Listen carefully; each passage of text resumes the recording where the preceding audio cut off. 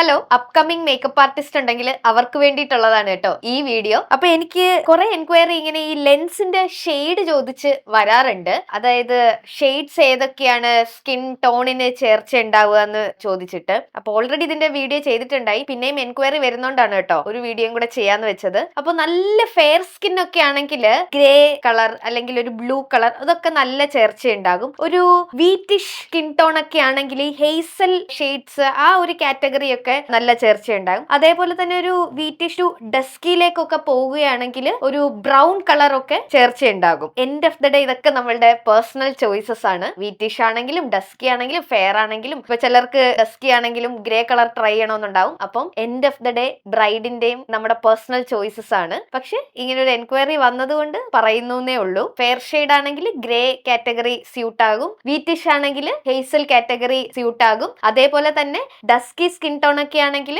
ഒരു brown shade category ഒക്കെ ആയിരിക്കും കുറച്ചുകൂടെ ഭംഗി ഉണ്ടാകുക. അപ്പൊ ഇതൊന്ന് നോട്ട് ചെയ്തോളൂ. ഓക്കെ.